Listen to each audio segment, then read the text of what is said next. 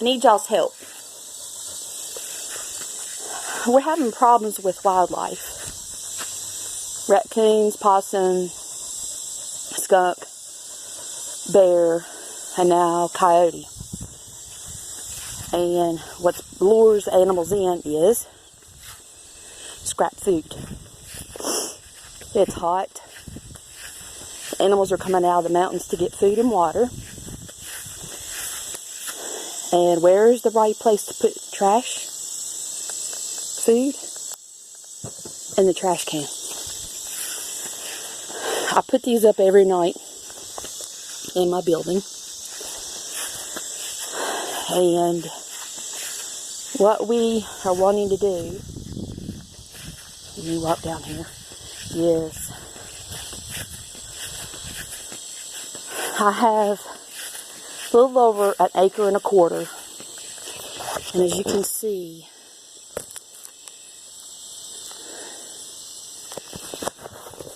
probably more than half is wooded. I thought that was a snake. That was a swimming pool. So we bought some fencing.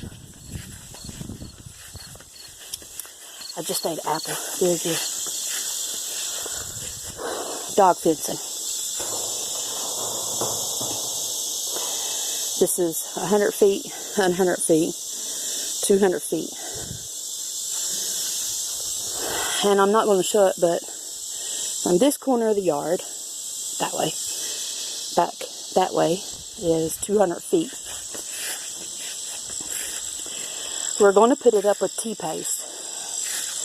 My question is, we have one of those round things, a driver, to put posts. No wisecracks on what I was just doing either. We have one of those that is a man-fueled driver. Does not have a motor on it. And it's hot out here. It's 97 degrees. That's why I'm breathing so heavy. We did get the property surveyed. The surveyor did put a lot of stakes up, so we know where our boundaries are. We are going to put the fence in about 18 inches onto our property. So that leaves 18 inches between the fence and the survey stakes. So we can get to the fence to maintain it when needed. Is there a easier way to drive these T-posts in the ground? And the thing is, we need this in the ground as soon as possible. We don't have the money to pay a fencer. I'd be willing to pay someone about $10 a post to drive them in the ground. Let me see, I don't know where I have any. I'm going to walk down here. These are going to be our corner posts. My neighbor does have a backhoe, so he is going to put these in the corners for us. I have, I don't know if you can see them, 2 of the railroad bridge timbers that are going to go on the corners. Those are going to be concreted in so they won't move. This is the only way that we feel safe on our property because of the animals. And for Alice and the dogs that we'll be getting in the future. And plus, it's something that we've been wanting to do for a while. I did talk to the game warden and about the state law, and what I was told was it is not illegal to throw food out, but when that food lures in bear, that is when the state law changes. We have videos, and you guys know it. We have problems with the bear. You guys know it because when we're on streams, we pause it so we can go outside and make sure it doesn't do any damage. So we've got to do something, because bear can be very destructive. And a friend of mine, her neighbor, a bear tore off the garage door to get to a sack of dog food. So this isn't anything to play around with, and that's what the game warden was telling me. But I was quite surprised. Skunk, possum, raccoon, coyote, and something else. Oh, we also have foxes too.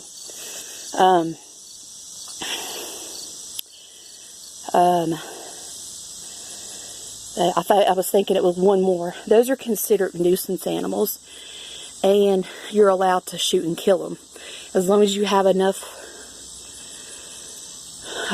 feet on your property that you won't shoot a neighbor's house. We have enough clearance to where that won't happen.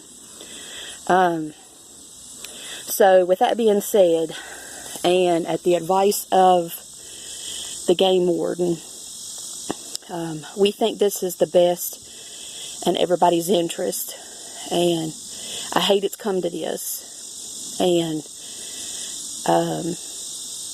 scrap food goes in the trash. So if you're putting anything edible outside, or any food source, cat food, dog food, poultry, anything like that, close to a window or door in your home, move it away from it. Bear have an incredible olfactory, and that's their scent. The bloodhound has the most incredible olfactory there is, and the bear is up there with it. So it does make us uneasy, but the only control that we have is protecting our property. Also, I had a few friends tell me that pigs keep coyote away. And the coyote is also another one that concerned me very much, because they are out during day and night. Coyote are more apt to attack people, young children, and domestic animals more than bear. So we had thought about putting a pig pen in and kind of like lease the pen out. We have enough land to do a 75 by 20 foot, and this would be on our property line. And I didn't know there was money in breeding pigs. I was like, wow, money in the bank, in other words. You guys know I like that money in the bank, so who doesn't? So that's our options. I'm pretty sure if we don't put the fence up, we're going to go with the pig pen. If nothing changes, that is. If something changes, we're not going to do anything. But I do know that the pig pen is probably our best option right now until we get the fence up. I have found two friends that have what they call slaughter pigs, and they slaughter them every year. So they are about to slaughter their pigs for the fall, and it would be probably around actually the end of September when they would need more property for the pigs. So that's just 6 weeks away. Do I think we'll have the fence up then? I don't know, but I kind of think we might go with the pigs either way, because that's going to be a surefire thing to keep all that away. Anybody knows pigs are horrific smelling, and the pen will be far enough away from our house that we won't have to worry about it. So you guys comment and let me know what you think.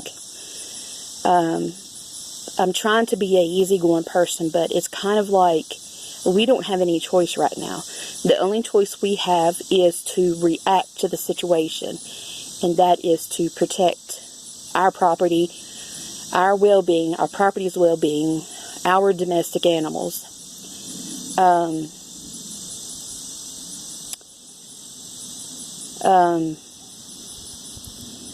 So tell me what you think in the comments. If it was your property, what would you do? How would you respond? And if you know a easier way to drive these T-posts, I know they make their drivers with the motors on them.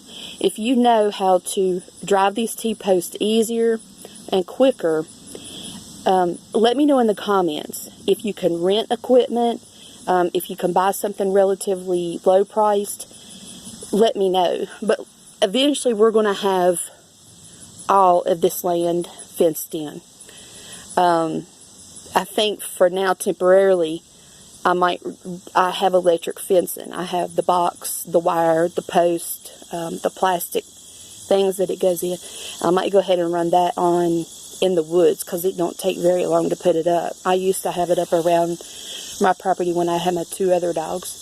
And it worked really well. It did keep wildlife out and them in, but we didn't have the problem with the bear and the coyote then. Now we have problems. And the best way to ensure safety is to keep the animals away. Whatever's drawing animals in, eliminate it so the animals go away. And partly too, it's not fair to the animals because eventually somebody will kill them. Animals need to be left out in the wild where they know how to forage for their own food. So I had to say that I feel bad for the animals. It's a 50-50 situation. So that's kind of like everything broadened out. Daryl and I have talked about it extensively. We've talked to friends. We've researched online. We've talked to a few pig farmers. We've talked to the game warden. We've talked to a few friends that works in law enforcement. And these is kind of the options that we have. It's kind of what everybody has suggested, of what we feel is best. But if y'all have a better solution or different, comment below and let me know. Again, if you know how to drive these T-posts better and faster, let me know. I do know it's a lot of work, but it is really hot outside right now. My phone is saying that it's 98 degrees. We are not skinny people, and it would take us a while to drive them. So there is fencing companies around here, but they want an ungod-earthly amount of money to do this work. And I would hate that we had to shell out that much money to do it. But if it comes down to it, we're going to have to. And that's okay. As long as our property and our animals are safe, that is all that matters. I don't care about anybody else. But in the time being, at the end of September, we're going to have to make a decision because we'll more than likely at that point go with the pig pen and then get the fence put up. So, and the soil here, by the way, is a lot of rock. That's what makes this very difficult to drive T-posts through. We could put another option that a friend of ours was telling me about. He raises pigs, Yorkshire pigs and miniature pigs. Y'all have to Google that. He has electric netting up. Ouch! Just got stung by something. He put electric netting up, and it looks like netting, and it's electrified. And his pigs never get out of it. That is also another option. Ooh, I just got stung by something. I felt like a bee. But the money that we would invest in that... Oh, God, I just got stung by something, guys. Ouch. So, the money that we would actually spend on the netting, the charger box, which is solar powered, the electric fencing that I have is electric. You plug it into an electric outlet.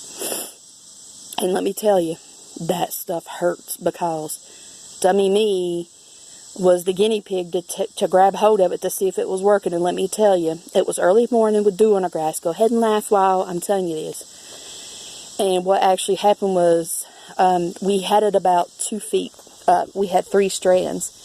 And the inside of my leg touched it as I straddled over the fence. And I hit the inside of my leg with it. There is no other pain in this world